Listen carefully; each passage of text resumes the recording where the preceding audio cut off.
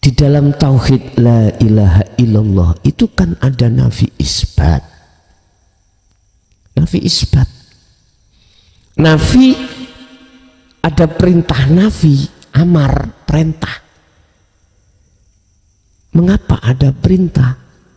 Sebab ada sesuatu yang diperintahkan. La ilaha, tidak ada Tuhan. Olehnya di situ ada perintah nafi atau perintah menghilangkan, dikarenakan ada Tuhan di dalam hati kita. Nafikanlah isinya la ilaha di dalam hatimu, itu sebab karena di dalam hati kita ada selain Allah. Selain Allah. Asbabun nuzulnya perintah, itu sebab mesti ada sebabnya. Ibu bapak kita menyuruh kita ngambil sapu untuk membersihkan rumah, itu sebab kotor. Kalau nggak kotor, nggak mungkin bapak ibu kita merintahkan kita untuk menyapu. Gitu ya. Jadi bapak nyuruh kita ngambil sapu itu ada sebab. Asbabun nuzulnya perintah itu. Karena apa? Karena memang posisi ruangan rumah kita dalam keadaan kotor. Ya. Oleh karena hati kita imannya belum ihsan. Nah ini hati kita masih iman selain Allah. Contohnya tadi loh Pak, sopo sing ngaji aku, pengakuan aku nih loh Pak. Siapa yang sholat aku, siapa yang zikir aku makhluk. Siapa yang kholwat aku. Nah, hijab yang paling halus adalah nun faksin, pengakuan aku yang ada di taholli ini. Ini Bapak Ibu, halus sekali. Yastami'unal qaul, kita sudah mendengarkan ajaran-ajaran, petunjuk-petunjuk yang disampaikan baginda Rasul tentang bagaimana cara untuk kita kembali pada Allah. Tetapi rantai yang paling halus dari keakuan kita sebagai nafsu itu masih nyantol, tetap nggak bisa. Mungkin ingat nggih jenengan waktu ngaji di dalam tarbiyah dulu, apakah di sanawi, di aliyah, gini, manakala di dalam dirimu ada syirik sekecil biji sawi, kau tidak akan pernah masuk surga. Nah gitu dah, masih ada syirik, masih ada iman selain Allah. Contohnya kula, hatiku yakin sing ngaji kula, sing ngaji yang memberikan tausiah, yang memberikan petunjuk itu saya. Ini kan syirik, saya syirik. Halus tadi, halus. Lah, keakuan diri kita lah yang muncul, itulah sebagai penghalang yang paling halus. Mengapa kita sampai detik ini berpuluh tahun belum bisa musul, ada di situ. Padahal Allah katakan, innaka sak temene sirah Muhammad, sesungguhnya kau Muhammad ikulah tahdi, tidak akan bisa memberikan petunjuk man terhadap orang ahbabta, sekalipun orang yang kau cintai. Ini Allah yang mengatakan, sesungguhnya kaum Muhammad tidak akan pernah bisa memberikan petunjuk terhadap orang sekalipun orang dekatmu, orang yang kau cintai, apalagi kita yang jauh. Logikanya yang dekat enggak bisa, apalagi yang jauh. Tapi pun berhenti di sini ayatnya. Walakinnallaha yahdi may yasha. Tetapi yang memberikan petunjuk, yang bisa memberikan petunjuk itu adalah Allah. Man terhadap orang yasha, yang dikehendaki. Artinya sekalipun secara syariat itu lewat Muhammad, makhluk kita, tapi sesungguhnya datangnya dari Allah. Itulah yang mengajak kita untuk kesadaran mutlak, kesadaran diri bahwasanya semua apapun yang terjadi atas dasar af'alullah. Titik. Inilah salah satu seseorang yang dimaksud Allah mayyasha. Kalau sudah masuk dalam kesadaran itu, maka berarti inilah tanda orang yang dikehendaki oleh Allah. Akhirnya wayattabi'una ahsanahu, Az-Zumar 18. Itulah seseorang tanda yang dikehendaki Allah, yang diberikan nur ala nurin, cahaya ini. Inilah yang kumaksud nur makrifat, cahaya makrifat. Tatkala cahaya makrifat itu sudah didatangkan Allah di dalam hamba yang dikehendaki, Pak, mohon maaf ya, itu mohon maaf, kita ayo belajar semua apa yang kita alami, khususnya yang terjadi pada ruhaniyah, umumnya terjadi pada jasmania, tetap disuruh miturut proses, tetap disuruh husnudon dateng Gusti Allah. Sebab gini, Allah sudah bentangkan yang namanya sayap kekuasaannya.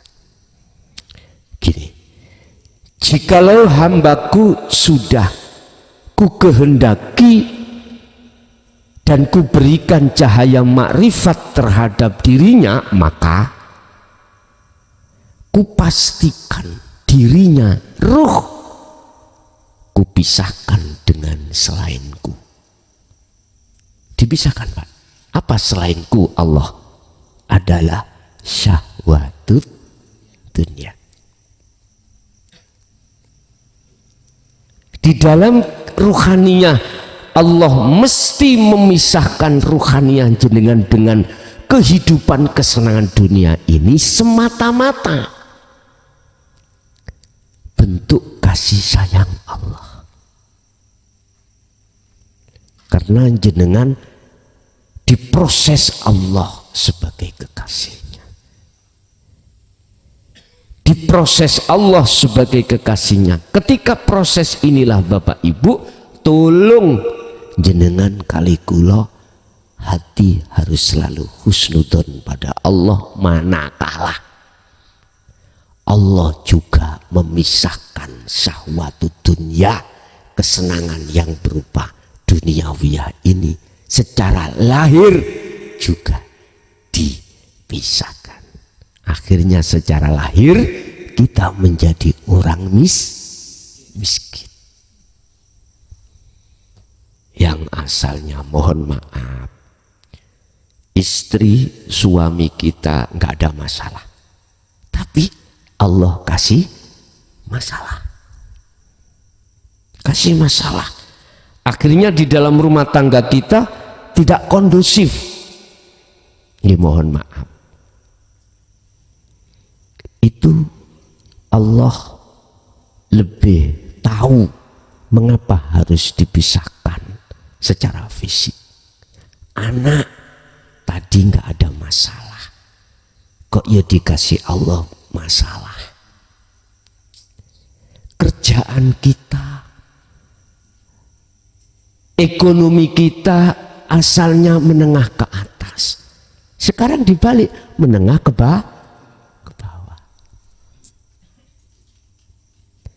Jenengan pun heran. Allah bisa jadi melakukan hal seperti ini, tapi ingatlah, semata-mata Allah itu sayang pada kita. Miturut pandangan Allah, bila mana secara fisik tidak dipisahkan, akan mempengaruhi perjalanan ruhannya sampean kali kula terhadap Allah Subhanahu wa ta'ala. Gus, tapi apa yo mesti seperti ini? Tidak.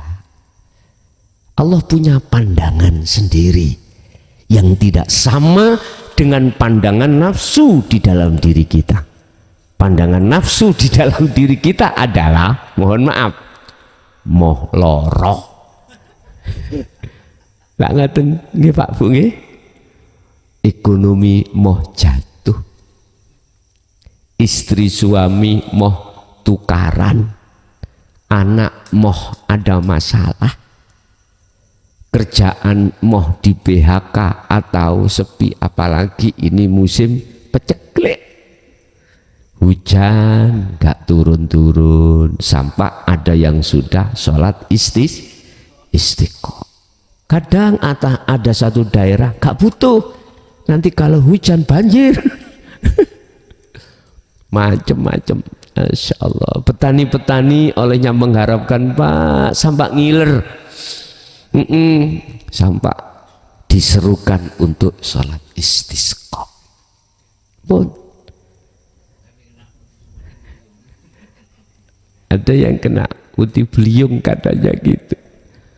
Bapak Ibu hadirin, ingat, pandangan Allah, pertimbangan Allah itu lebih ngalim, lebih benar daripada pandangan nafsu kita. Andai kata barangkali loh ya, barangkali di antara jenengan fisik dipisahkan ya dengan kesenangan hawa nafsu, jangan heran, tetap kita husnudon terhadap Allah. Semua itu ada maksud Allah tersendiri. Apa sebetulnya maksud Allah?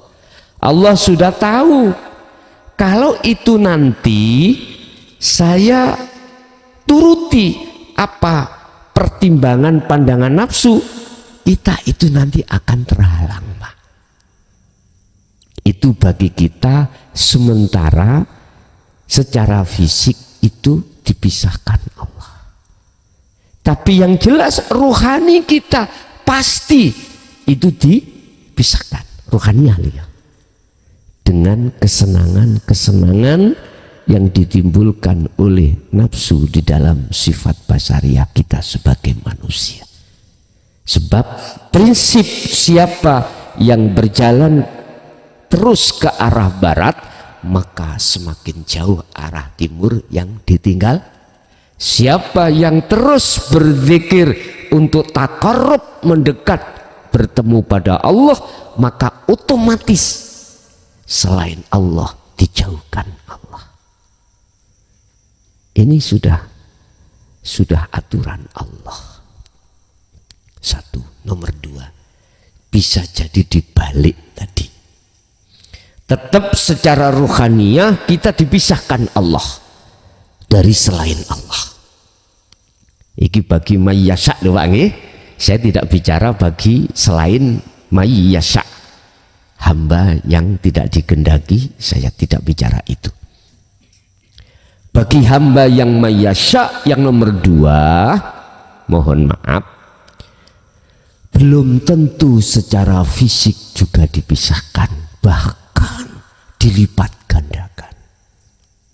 Sing sugih tambah sugih, sing pangkat tambah dur, garwane mohon maaf yang tadinya setengah dingin iki malah dingin koyok salju. Nyun sewu, kadang-kadang Pak Haji garwa ditambah. Mohon maaf Bu nggih. Ndak. Mesti ngono. Loh bisa jadi, tapi gini loh Pak, mohon maaf. Hal itu tidak bisa kita angan-angan. Mohon maaf, kita kan tidak bisa keluar dari ketetapan Allah. Nggak bisa. Kalau itu tidak ditetapkan, apapun bentuk upayamu, nggak akan pernah bisa. Loh, saya bicara realita di dalam hukum syariah.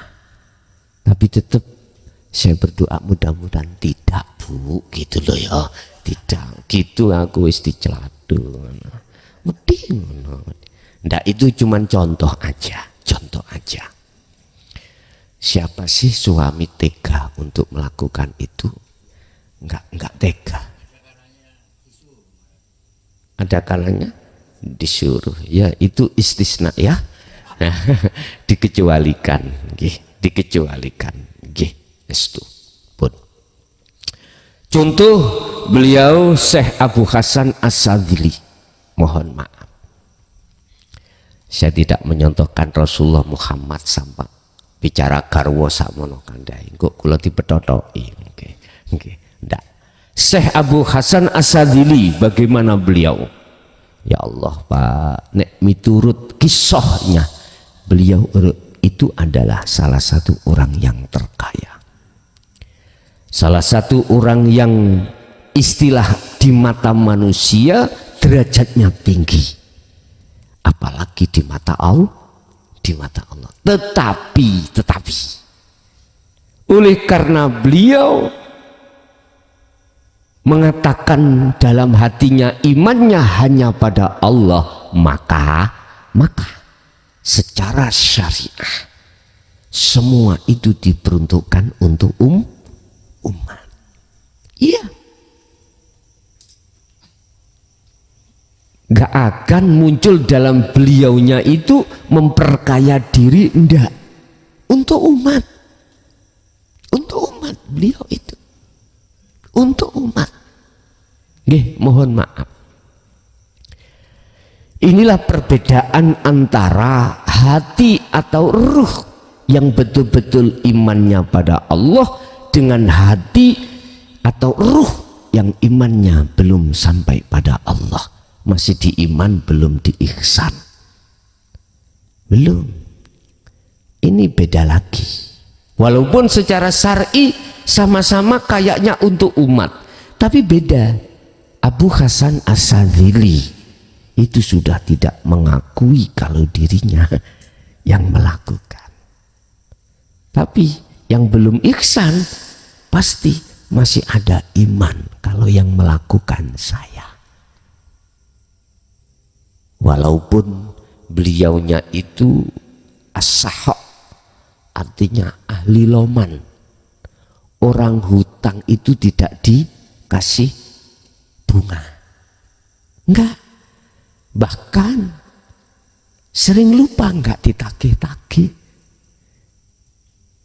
Terus ketika saat yang ngutangi, Abah saya enggak bisa nyaur karena enggak ada. Ya sudah, bebas. Begitu. Tapi di dalam diri masih ada pengakuan. Ada kepentingan lain di dalam hati kita. Terlepas karena, mohon maaf, karena manusia masih ada lagi, ada kepentingan untuk mendapatkan pahala. Supaya besok betul-betul saya dimasukkan Allah di surga, ahli sedekah. Okay. Mohon maaf. Jadi beda banget apa isi di dalam antara seseorang yang si'ah seperti ini dengan orang yang sudah ihsan, hatinya sudah sampai pada Allah. Itu beda banget. Yang pertama itu tidak bisa masuk tembus pada Allahnya. Yang kedua tidak. Yang kedua bisa masuk karena tidak terhijabi. tidak terhijabi hatinya terhadap selain Allah. Bapak Ibu, itu sebagai muqaddimah mawon. Sesungguhnya saya ulang, kita di sini sama, nggak ada guru, nggak ada murid, nggak ada kiai, nggak ada santri. Kita sama-sama di mata Allah sebagai manusia. Tujuan kita walaupun mohon maaf, tujuan kita itu sama, untuk menyembah pada Allah, walaupun kita diperankan tidak sama. Ada yang diperankan bisa tembus pada Allah, ada yang diperankan tidak bisa tembus pada Allah. Cuman tujuannya sama. Wa inna ilaihi rajiun. Oleh sebab itu izinkanlah kami di sini pada malam hari ini menuangkan apa sebab-sebab kita nggak bisa tembus. Oleh sebab itu marilah kita masuk di dalam surah apa tadi, Az-Zumar ayat 55. Apa petunjuk Allah di situ? Wa anibu, ikutilah kau sekalian. Apa kita mengikuti apa Bapak Ibu? Aksanama, apa yang telah, kebaikan-kebaikan apa yang telah diturunkan Allah terhadap Muhammad.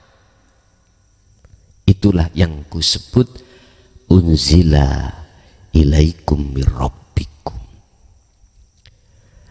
Nyuwun sewu, apa petunjuk-petunjuk yang telah diturunkan Allah terhadap Tuhanmu? Apa? Salah satu di antara petunjuk tersebut adalah waspadalah. Kita setiap saat dan waktu itu dijerumuskan oleh setan. Gara-gara Allah dulu memberikan izin terhadap iblis untuk menyesatkan Adam dan anak butuh Adam, maka jangan heran kalau setiap saat dan waktu apapun akmaliyah kita, akmaliyah pada diri kita itu diseret nafsu untuk mengakui kalau itu akmaliyah kita. Betul? Ini padahal Allah sudah katakan wala tattabi'u, dan janganlah kau mengikuti khutuwati syaitan ing aja-ajae nafsumu. Teman, jangan pernah kau mengikuti ajak-ajaknya setan. Sebab innahu, sesungguhnya iblis, sesungguhnya nafsu dalam dirimu iku aduun, mungsuh, lakum kedue sira kabeh iku aduun, mungsuh, mubin yang nyata. Ingat, nafsu dalam dirimu itu mungsuh yang paling nyata. Mana si nafsu itu? Pun tak tutuki rasakno nang ati sampean. Siapapun kita, kalau muncul keakuan makhluk, itulah nafsu. Contoh ini, nafsu bertengger di atas angin. Ini kan musim kemarau Pak ya. Kemarau itu berarti panas sifatnya. Terus saat ngaji ini Allah mendatangkan angin, seret, panasnya hilang. Akhirnya nafsu itu mengarahkan ruh supaya iman, sing merubah kondisi panas menjadi dingin, kondisi ongkep menjadi gak ongkep. Tahu ongkep ya? Tahu. Angin. Apakah angin itu kholik apa makhluk? Jelas makhluk. Iman kita diseret di situ. Diseret. Padahal Allah katakan wattabi'u aksana ma unzila ilaikum mir rabbikum. Ikuti petunjuk-petunjuk di dalam kitab. Kalau bahasa syariat adalah Al-Quran. Yang Al-Quran itu dawuh-dawuh dari Tuhanmu. Ini Pak Bu, subhanallah. Jadi salah satu petunjuk dari Tuhan kita, ya, kalau umat Islam, ya Allah, waspada dari setiap saat dan waktu ada kepentingan hawa nafsu. Diseretlah kita oleh nafsu untuk beriman selain Allah, untuk memandang selain Allah, untuk bermusyahadah, untuk asyhadu terhadap selain Allah. Tidak asyhadu ke illallah. Dibegal kita. Akhirnya apapun yang terjadi, mesti kita masih bicara sebab musabab. Bolehlah sebab musabab kita bahas, tapi jangan berhenti. Kalau kita konteksnya ngomong iman, kata Rasul, iman itu hanya pada Rob, pada Allah. Nah, iman itu bisa pada Allah manakala sudah ihsan. Artinya ruh akan bisa mencapai makrifat manakala imannya, rasa di dalam diri kita itu dikasih cahaya. Nah, cahaya akan dihadirkan oleh Allah terhadap mayyasya, hamba yang dikehendaki, manakala si ruh tadi terus melakukan, membawa kunci untuk kemakrifat Allah. Sebab cahaya ini bukan nurullah, sebab cahaya ini hanyalah cahaya makrifat, yaitu cahaya untuk menyatakan, mempertemukan, mengertikan, meruhkan. Lah, meruhkannya ya, mentaukan ruh terhadap Allah. Jenengan harus tahu perbedaan antara nurullah dengan nur makrifat.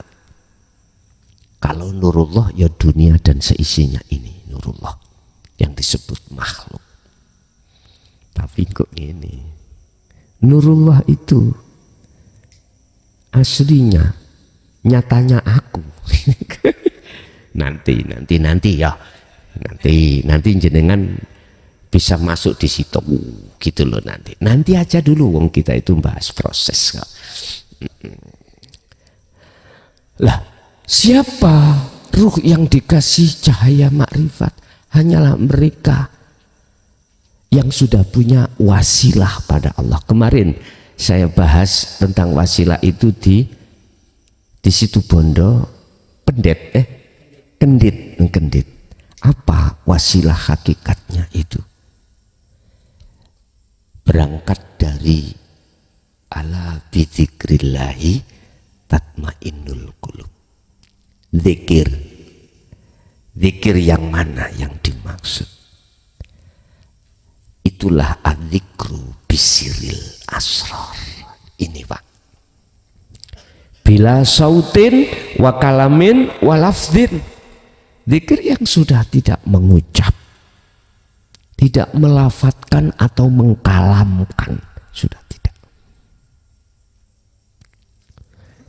Karena si ruh itu selalu berzikir tersebut, maka dipastikan Allah akan menyalakan lenteranya hati, lampunya ruh, jagatnya ruh, akhirnya datanglah cahaya.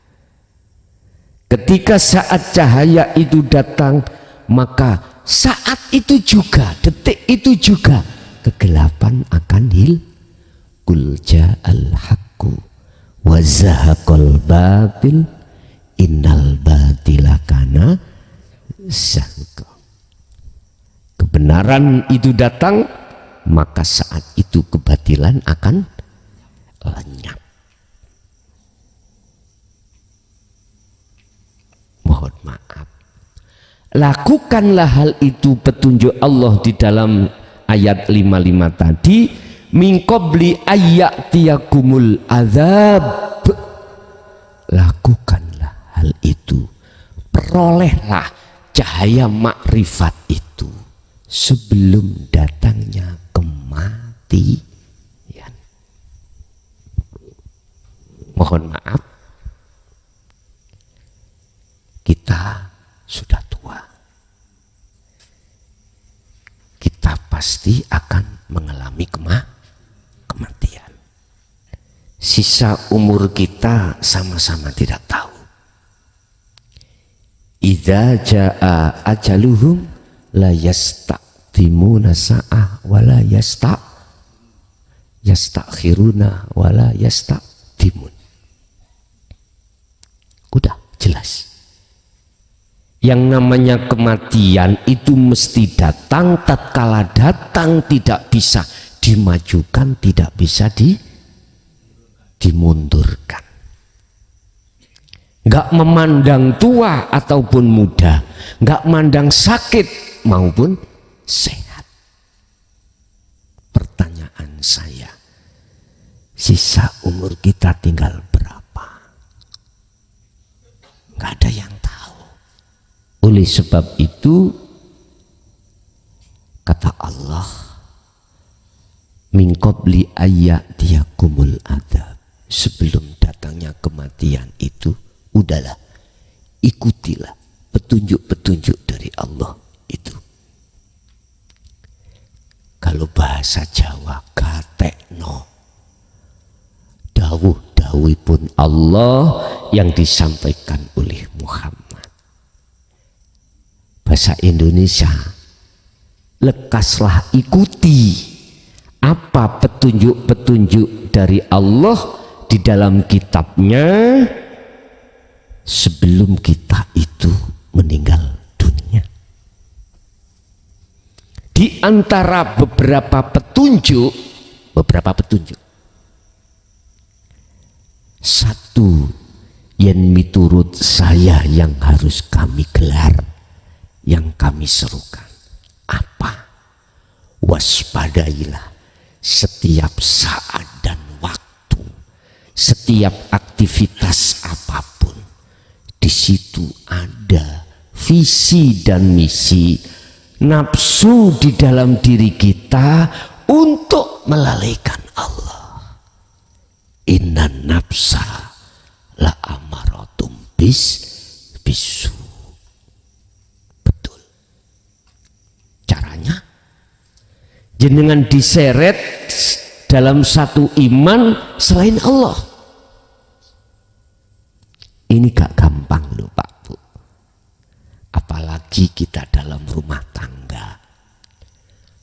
Allah membuat anak kita ada masalah. Kalau ditelusuri masalah ini karena anak kita nggak nganut orang tua. Contoh ini. Nduk, Le, anakku, tolong kalau sudah habis sholat isya, kamu gak usah keluar-keluar. Di rumah aja, entah itu baca Quran, entah itu mutolaah, entah itu belajar di sekolahan. Tetapi anak itu tidak menghiraukan. Di WA temannya keluar. Akhirnya di luar ada masalah. Ada masalah. Entah masalah apa. Yang jelas masalah ini orang tua harus dihadapkan. Orang tua. Akhirnya jenengan diseret nafsu, yang membuat persoalan adalah anak.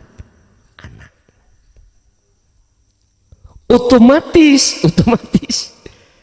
sifat di dalam hati jenengan niki nafsu amarah muncul.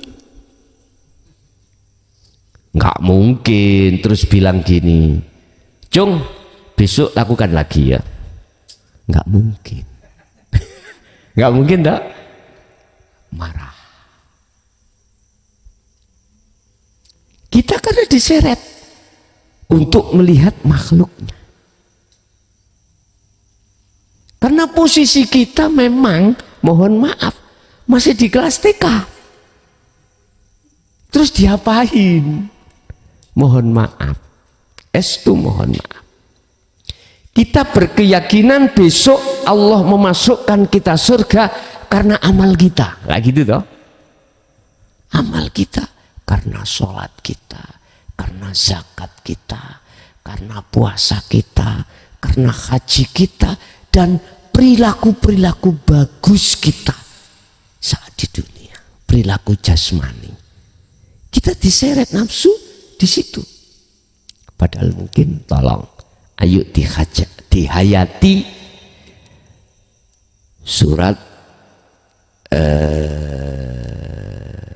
Al-Maidah ayat 27. Dan juga ayo dihayati makalah Syekh Ibnu Athaillah. Begini, innama yataqabbalullahu minal muttaqin. Iku kalau Al-Maidah 27. Sesungguhnya amaliyah yang hanya diterima oleh Allah itu adalah amaliyah yang bersumber dari akhwal atau hati yang bertakwa. Akhirnya saya buka sebagai muqabbalah referensi dalam kitab Hikam, pasal berapa itu saya lupa. Itu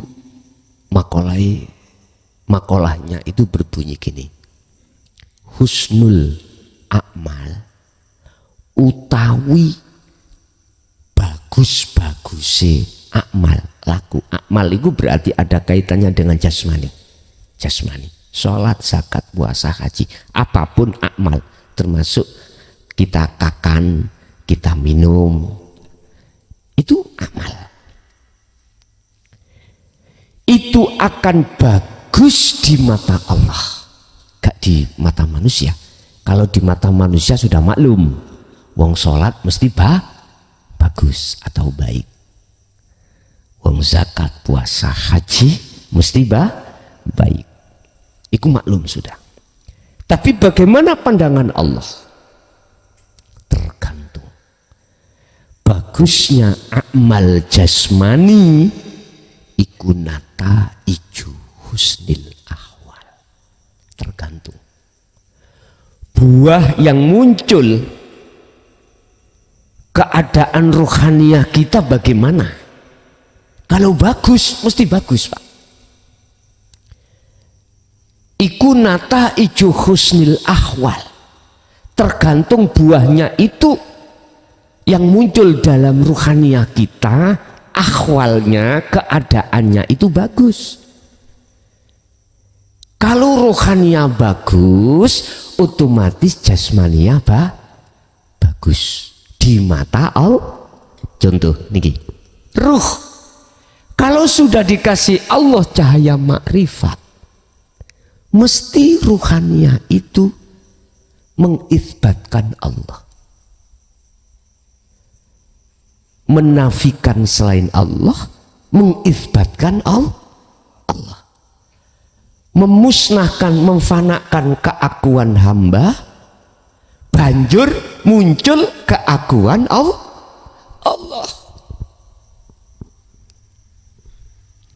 Iman rasa yang ada pada diri ruh tersebut mesti seperti itu. Makanya tergantung buah keadaan ahwal, keadaan rohaniah kita ada di mana? Dikatakan ada dua manusia itu keadaan rohaniah. Min qalbin zahidin au min qalbin raghibin. Apakah muncul dari rohaniah keadaan qalbin zahidin, hati yang condong makrifat pada Allah imannya, ataukah raghibin selain Allah? Manusia ada dua di sini. Sebab ruh itu perumpamaan raja, jasmani itu adalah prajurit.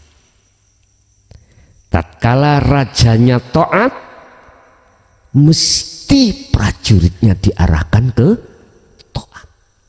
Tapi manakala rajanya zalim, mesti prajuritnya ikut diarahkan zalim.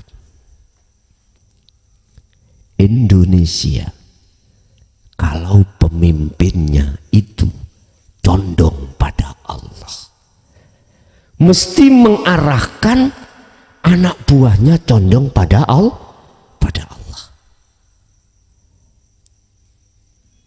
Tapi kalau pemimpinnya itu mingkol bin rohibin, mohon maaf, bawah-bawahannya mesti disuruh untuk berlaku seperti pimpinannya.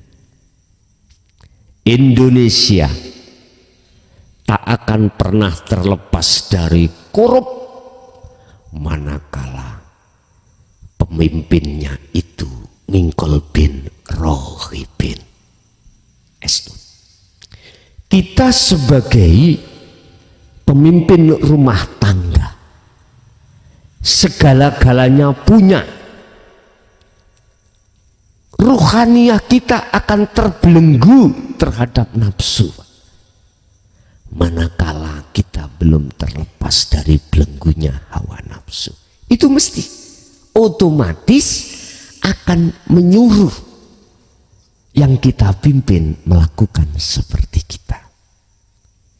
Estu. Mohon maaf, pemimpin yang dimaksud di sini adalah pemimpin yang hatinya condong pada selain Allah. Selama ini terjadi, maka selama ini negara tidak akan pernah baldatun thayyibatun, gak akan pernah. Estu. Tapi manakala pemimpin ini betul-betul condongnya pada Robnya, Tuhannya, aku yakin dia akan mengatakan laqad kana lakum laqad kana fi rasulillahi uswatun hasanah, memberikan contoh hati untuk condong pada Allah. Itu pasti.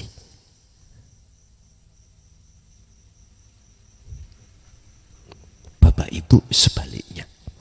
Makanya saya sebagai manusia sama dengan jenengan mengharap terhadap Allah. Jadi manusia ya sih ada pengharapan.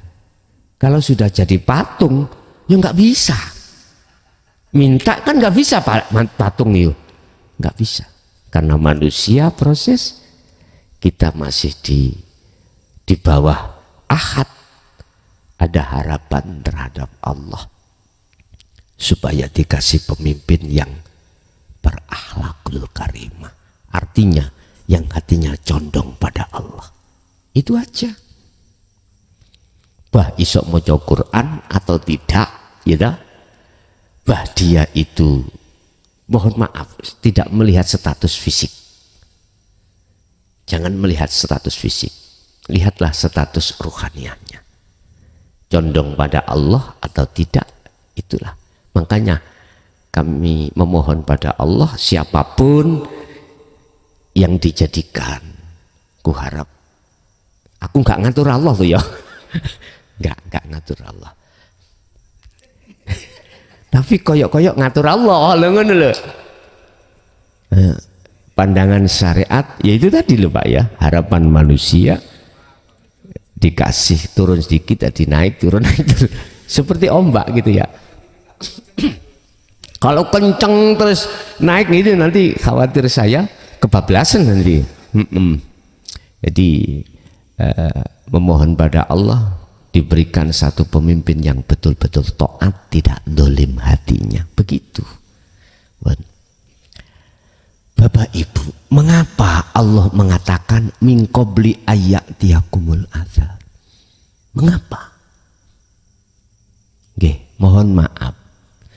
Di dunia ini kata Rasul, ad-dunya mazra'atul akhirah.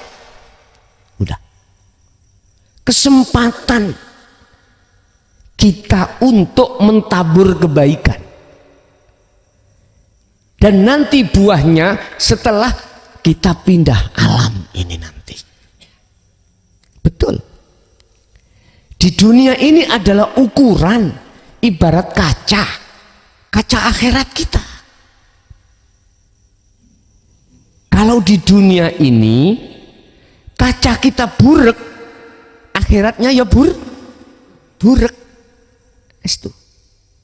Kita di dunia tinggal berapa hari kalau kita hitung hari, berapa bulan kalau kita hitung bulan, berapa tahun kalau kita hitung tahun. Padahal kita ketika saat ruh diproses untuk sampai makrifat Allah, mohon maaf, saya tidak menakut-nakuti.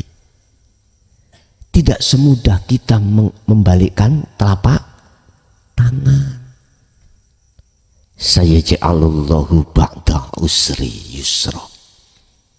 Ingatlah, sesuatu yang kau dapatkan dengan kemuliaan di mata Allah yang berupa inna akramakum indallahi atqakum, terlebih dahulu kita lakukan dengan sangat soroh. Bagaimana kita jungkir balik selama ini meniadakan keakuan kita, Pak. Subhanallah. Oke lah, waktu sholat mudah sekali kita. Mohon maaf, waktu sholat mudah sekali kita meniadakan diri kita. Karena di dalam waktu sholat kita tidak berinteraksi langsung dengan urusan dunia. Akhirnya sirul asr bisa fokus. Tapi coba kalau kita dihadapkan di tengah keluarga, anak, istri, suami, apalagi harta benda kita, sandang pangan papan kita, ekonomi kita dalam keadaan terpuruk, utang banyak, ya tak? Terus aset kita disita bank, lombok dimakan wereng, puret-puret. Ini mahal. Lombok mahal Bu di sini ya. Sama Bu, di sana sekarang sudah 90 Bu, seperapat 90. Makanya untung orang Mojokerto nggak begitu senang pedas. Ya dah. Lah kalau bagi jenengan yang suka pedas biasanya itu kurang marem, nyambel aja seperapat. Aduh, kalau Mojokerto setugel sudah cukup. 3 sudah cukup pedas. Yun sewu. Bagaimana ketika kita dihadapkan kahanan situasi yang seperti itu? Memang kita lebih mudah bertemu Allah ketika saat kita sholat atau saat kita istirahat. Artinya jasmani itu tidak berinteraksi dengan dunia. Tapi bagaimana ketika saat kita dihadapkan jasmani ini langsung berinteraksi dengan urusan dunia? Lebih berat. Makanya saya ja'alullahu ba'da ngusri yusra. Kita harus lewati tempuhan perilaku yang soro untuk selalu menafikan selain Allah dan mengisbatkan Allah. Tapi ingat, kata Allah, walaupun kau pendosa, jangan sampai putus asa, walaupun itu berat. Kita itu pendosa pada Allah secara ruhaniah. Nah itu tadi iman selain Allah. Ada iman selain Allah. Itu kan sudah musyrik, pendosa yang paling berat toh ini. Gitu. Walaupun kau sebagai pendosa, tapi janganlah kau putus asa. Artinya Bapak Ibu, seberat apapun jenengan memegang tali Allah sirul asrar ini, tolong sekali lagi petunjuk Allah. Fakotistam saka bil urwatil wuthqa lam fisomalaha. Tetap harus kita pegang. Akhirnya bahasa Thariqah muncul. Wadhkur isma rabbika. Berzikirlah dengan menyebut nama Tuhanmu Muhammad. Sebutan siapa Tuhanmu? Allah. Siapa Tuhanmu? Misalnya agama selainnya, selain Islam, Allah, yo Allah. Sebutan Tuhanmu agama apa misalnya? Yaitu. Masalahnya ayatnya wadhkur isma rabbik.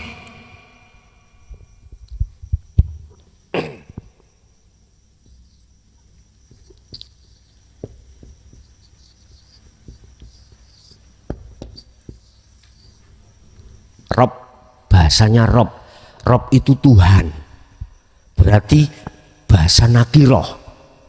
Berarti iki untuk siapapun dan agama apapun. Sebutan Muhammad, wadhkur, sebutlah isma rabbika, atas nama Tuhanmu. Nama. Akhirnya jenengan lewat napas ning ati sampean, hati menyebut Allah, Allah. Lagi itu dah. Lah sebetulnya itu untuk mengingatkan ruhaniyahmu supaya mutlak sadar bahwasanya apa yang terjadi itu karena Allah itu, karena hidup itu. Bukratan wa asila. Mulai pagi kau kerja berinteraksi dengan duniawiyah sampai sore tetap sebutan Muhammad. Kaiki Muhammad kalau bicara tentang masalah syariatnya ya Rasulullah biyen mukhotabnya itu situ. Tetapi tidak hanya untuk Muhammad Ibnu Abdillah, untuk kita. Berarti ditarik ke kita itu siapa? Mohon maaf, tinggal K itu tak tarik secara syariat, ya ini jasmani jenengan ya kudu zikir terus, Allah Allah Allah Allah. Tetapi K saya tarik dalam hakikat rohaniah jenengan. Mana wasilahnya? Bisanya untuk sampai pada Allah. Sirul asrar. Bukan sir, tapi sirul asrar. Sebab Allah memberikan rasa atau iman di dalam ruh ini supaya dilakukan dengan benar. Dengan begitu Allah akan datangkan nur ma'rifat. Dengan datangnya nur ma'rifat itulah maka sampailah Anda ke ainul basirah wa hakul basirah. Ma'rifat datang Gusti Allah. Iman sampean hanya pada Allah. Bon. Kalau kita ditanya sebab apa Allah kok mencantumkan sebelum datangnya satu kematian, yang kematian itu datang bagdatan, ngagetno, ngagetno. Wa antum la tash'urun, datangnya itu tidak kau sangka-sangka dan tidak kau sadari. Kematian itu datang, itu tidak bisa kau sadari, enggak kau sadari. Di tempat saya itu anaknya sih muda Pak, perempuan, masih punya anak satu. Sore pamitan pada suaminya untuk tidur. Biasanya habis subuh itu sholat, terus beliau itu masak. Subuh gak bangun, dibiarkan oleh suaminya, dikira tidur ngelengger. Terus lama-lama kok gak bangun-bangun, dibangunkan, ternyata sudah tiada alias mati. Masih muda, anak satu, belum 40, belum, masih 35 atau berapa, belum, insya Allah masih muda bang, sehat. Berarti kematian datang bagdatan yang dikatakan mengagetkan datangnya itu, wa antum la tash'urun, dan kamu sekalian tidak menyadari. Mungkin Pak, mungkin pandangan kita kalau kita sudah komplikasi gitu,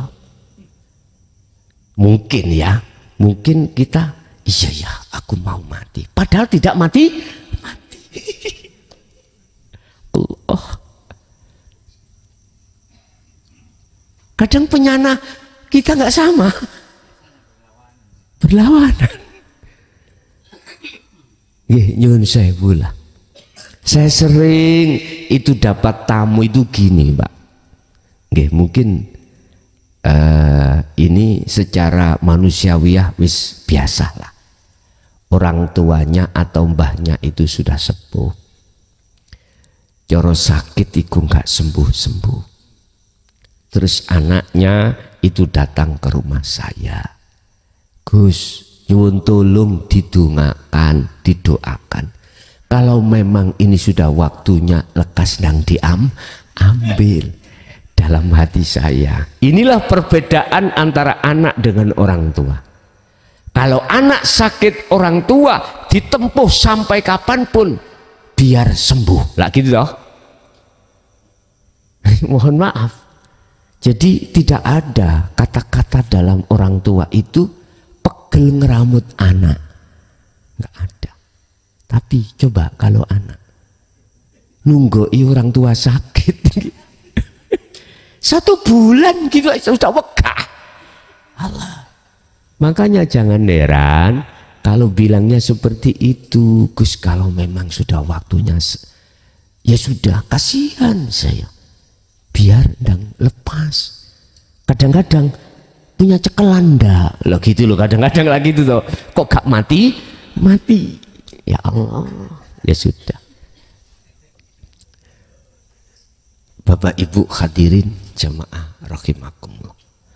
Mengapa di situ ada ayat wa antum la tash'urun? Kita tidak sadar kalau kematian itu sudah dekat. Sekali lagi saya katakan, kembalilah hati kita pada setiap hembusan napas kita itu dibisiki oleh nafsu, yang nafsu itu membisik terhadap kita seakan-akan umur kita itu masih panjang. Alladzi yuwaswisu fi sudurin nas, dibisiki. Akhirnya kita nggak sadar Pak. Bahkan kalau bahasa Jawa bilang, manusia di dunia itu laksana mampir ngombe. Entah kalau bahasa Madura, kok bisa mampir ngombe? Mampir ngombe kan hanya sebentar. Artinya kita itu ada waktunya terbatas. Ada yang 60, 70, 90, bahkan 100. Toh itu yos tidak abadi. Toh itu yo pasti akan terjadi kematian. Kalau bahasa syariah itu ngomong tentang waktu, masalah. 1 hari masa di akhirat itu kalau kita banding masa di dunia itu 50.000 tahun. Kita ada 1000 dah. Kita cari 100 aja susah, gitu. Susah. Ya. Dengan arah disitulah Bapak Ibu dikembalikan pada diri kita, pilih yang mana. Apakah masa sebentar ini kita jadikan berhambur-hamburan rohaniah kita untuk berlaku dolim terhadap Allah dengan bentuk kita mengikuti bisikan nafsu, ataukah kita itu mengikuti petunjuk Allah yang Allah sudah katakan ad-dunya mata'ul ghurur wal akhiratu khairu wa abqa. Nyun sewu, mohon maaf, dikembalikan pada diri kita masing-masing. Percaya atau tidak percaya, kita pasti mati. Pasti. Nah, lewat ayat ini, itu sebagai cambuk terhadap kita untuk mengingatkan. Mencambuk terhadap rohaniah kita, biar kita sadar selama ini kita masih dalam keadaan terjerat, terbelenggu oleh hawa nafsu. Dengan bentuk kita masih ada iman selain Allah. Itu tadi. Siapa yang merubah sikon ini, keadaan ini? Angin. Siapa? Isi kita masih ada makhluk, Pak. Ada makhluk. Loh, inilah kata Rasul, hilangkan. Wastanibut tagut. Jauhi ini, tinggalkan. Wa may yakfur bitagut, barang siapa meninggalkan ini, wa yu'min billah, maka imannya pasti betul-betul pada Allah. Kalau imannya sudah betul-betul pada Allah, kata Rasul, ihsan anta budallaha ka'annaka taroh, seakan-akan kau bisa melihat Allah. Seakan-akan, bentuknya seakan-akan, gambarannya di hati kita sudah tidak ada selain Allah. Bahasa selain Allah tidak ada. Akhirnya hakul basiroh muncul dalam hati sampai pengakuan keingsunan, keanahan Allah segala-galanya. Dan inilah yang disampaikan Rasulullah, wahyu yang paling inti. Wa ma arsalna min qablika mir rasulin. Muhammad, aku tidak pernah mengutus utusan sebelummu, termasuk dirimu. Apa maksudnya? Illa nuhi ilaihi annahu, kecuali Rasul itu selalu membawa, mengemban dan menjelaskan, memahamkan secara syariat, coba, terhadap kaumnya masing-masing, umatnya masing-masing, tentang tauhid la ilaha illa ana fa'budun. Walaupun kau dibenci, Muhammad, sampaikan. Yun sewu, tatkala jenengan sudah masuk ke ranah situ, jangan heran orang dekatmu, temanmu membenci kau. Bahkan suami istrimu yang belum sampai di situ, bahkan orang tuamu membencimu. Jangan heran. Jangan heran. Dan itu sudah resiko. Dan itu yang terjadi. Tapi olehnya beliau seperti itu karena keterbatasan, ketidakfahaman. Oleh sebab itu janganlah kau benci. Dia pun pengen untuk sampai pada Allah, tapi nggak bisa. Laksana mohon maaf Pak, nggih. Ada kolam, di situ ada ayam tercemplung, kejebur kolam. Jumlahnya ayam banyak. Aku yakin semuanya ingin mentas, ingin naik ke atas, karena dia sudah tahu kalau aku tenggelam mesti mati. Iya Pak. Kita tenggelam di dalam kesenangan dunia. jenengan sebetulnya nggak kepingin sholat saya itu teringat selain Allah, nggak kepingin. Aku tahu jenengan kepingin khusyuk, ya kepingin bertemu Allah. Tapi oleh karena kita tidak punya sistem cara untuk keluar dari jebakan nafsu, itulah persoalannya. Akhirnya kita mulai ibtidak, ya diajarkan itu saja, sanawi diulangi lagi, aliyah ya juga begitu, bahkan kita sampai mahasiswa ya diulangi itu saja. Hafidhu ala sholawah saja, ay al maktubah. Tapi wassolatil wusta tidak diajarkan bagaimana kita akan bisa keluar dari jeratan nafsu manakala, mohon maaf, kita tidak mau terima ajaran itu. Bagaimana kita akan bisa lepas ketika saat jasad saya dijerat atau dirantai di Cagak Mojokerto, apa bisa sampai saya ke BWI? Nggak bisa. Mestinya jalan satu-satunya adalah kita lepaskan rantai pengikat saya dengan cagak itu. Bagaimanakah cara kita untuk melepaskan diri dari keakuan kita yang melakukan dan segala-galanya? Cukup sederhana, nggak banyak-banyak ilmu, nggak banyak-banyak ilmu. Ilmu inti aja. Apa? Udahlah, fungsikan zikir sirul asrar. Fungsikan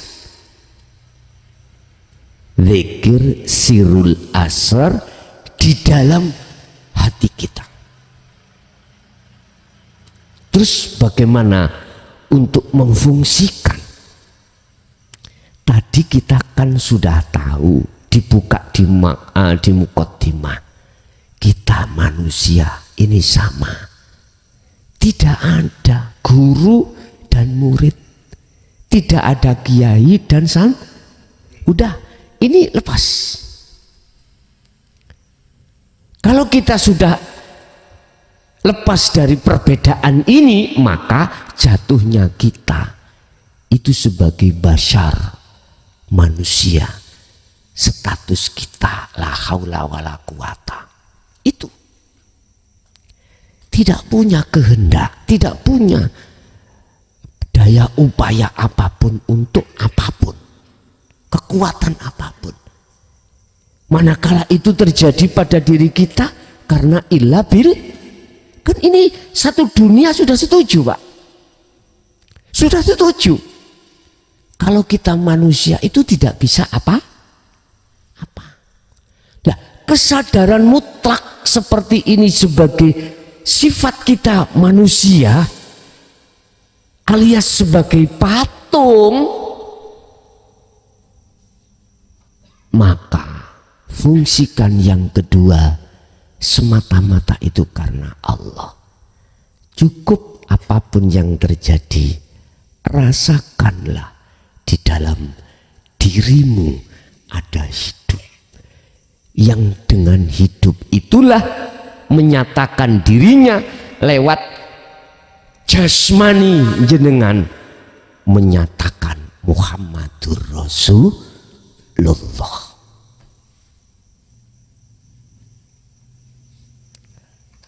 Berarti zahir itu tanda nyatanya batin.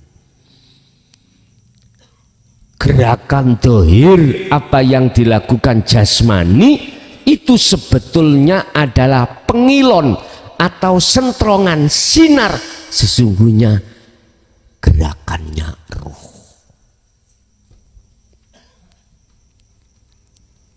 Siapakah ruh itu?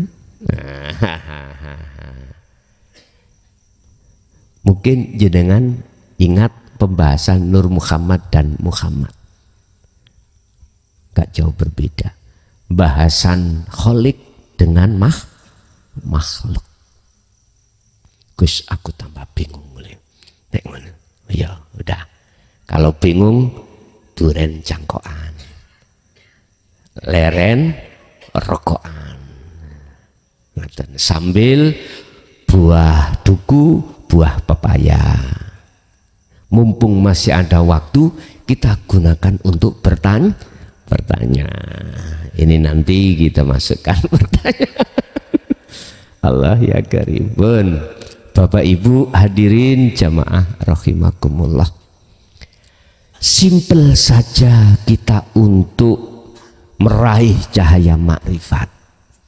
Apapun amal yang terjadi pada diri jenengan, jasmani ini, saya tidak mengkhususkan, enggak, apapun amal yang berlaku dalam jasmani, apakah melihat, mendengar, bergerak dan lain sebagainya, tolong nataij buah yang muncul dalam hati jenengan itu harus mingkol bin zahidin. Kalau Maidah ayat 27 tadi, minal muttaqin. Apa muttaqin itu? Hati yang takwa, ilmu, amal, istiqomah. Artinya imano yang sak temene hanya Allah di dalam dan di luar dirimu lah yang berafal. Jangan kau akui itu afalmu. Harus kita asah, Pak. Harus ini sering kita lakukan. Kan gak berbunyi, kan gak berucap, enggak. Hanya dirasa, dirasai, diimani. Udahlah, jenengan walaupun gak ada ilmunya sing tinggi, tauhid sing tutuk langit, ini cukup sebetulnya itu. Nanti jenengan akan dibimbing Allah sendiri di situ. Untuk tentang ilmu sir yang bagaimana nanti akan dibuka Allah di situ. Dan inilah biasanya dilakukan oleh mbah yai dulu, sistem yang seperti ini. Sudah ketemu kunci langsung meriku das. Jadi lebih berat timbangan ahwal praktek daripada jenengan iki ngaji. Lebih diutamakan praktek dzikir daripada ngaji. Apakah itu salah? Enggak, menurut saya enggak salah. Yang bikin seperti itu ya siapa? Kembali ke situ. Bon, niki solusinya.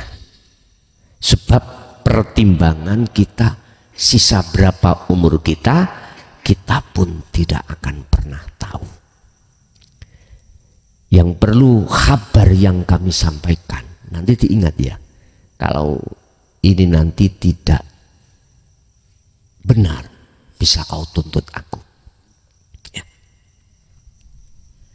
Ketika jenengan sudah mengasah sirul asrar setiap saat dan waktu, nanti kalau jenengan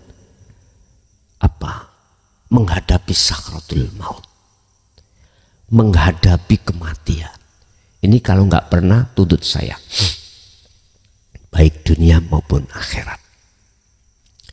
Kalau jenengan tidak dimasukkan di dalam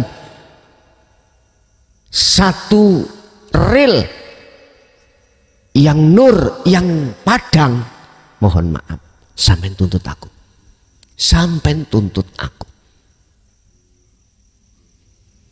Kalau jenengan imannya sudah betul-betul terhadap Allah, selain Allah sudah tidak. Ketika para kekasihnya itu meninggalkan dunia, maka di situ ruh ketika kembali itu masuk dalam satu alam yang sangat terang, benar. Allahu waliyul ladzina amanu yukhrijuhum minadz-dzulumati ilan nur. Surat apa? Al-Baqarah 257.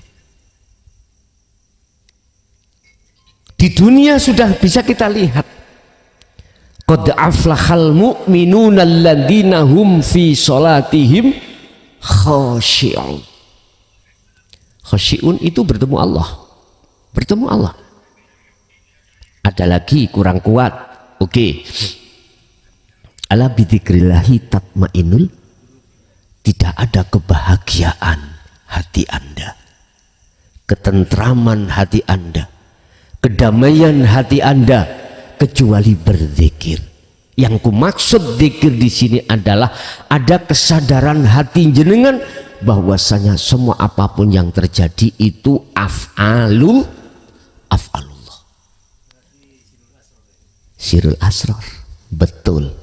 Bukanya itu di sirul asrar.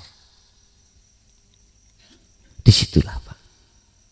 Tetapi bagaimana nasib bagi kita yang ketika saat di dunia ini kita jauh dari Allah, berarti dekat selain Allah.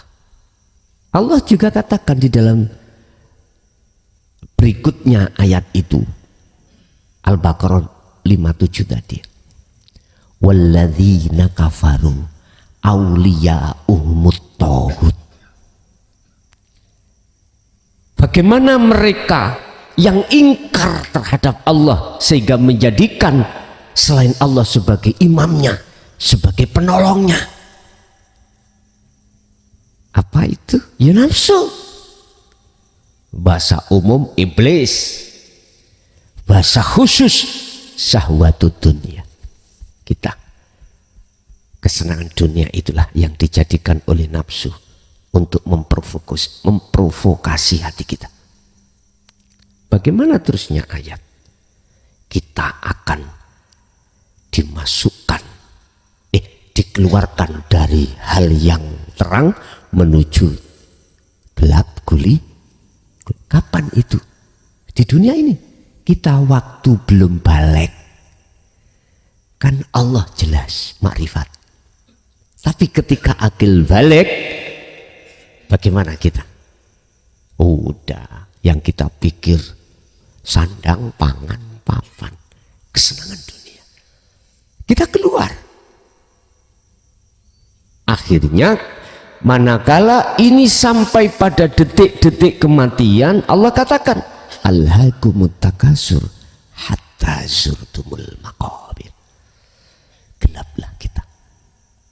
Berarti ketika pindahnya ruh dari alam dunia ke alam berikutnya, wa min waraihim barzakhun ila yaumi yub'atsun, gelaplah yang kita terima. Bahasa Wak Mudin nggak bisa menjawab pertanyaannya malaikat mungkar nakir. Bahasa Wak Mudin. Allah ya karim. Karena apa? Dia mendustakan. Saat di dunia tidak mau bertemu Allah. Akhirnya muncullah satu ayat, qad khasiral ladzina kadzdzabu biliqa'illah. Sungguh sengsara bagi orang-orang yang mendustakan pertemuan terhadap Allah.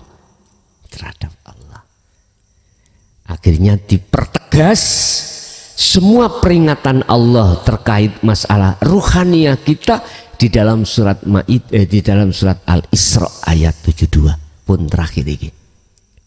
Barang siapa saat di dunia mata hatinya buta pada Allah, maka di akhirat pun juga buta. Wa adallus sabila. Lebih gelap lagi.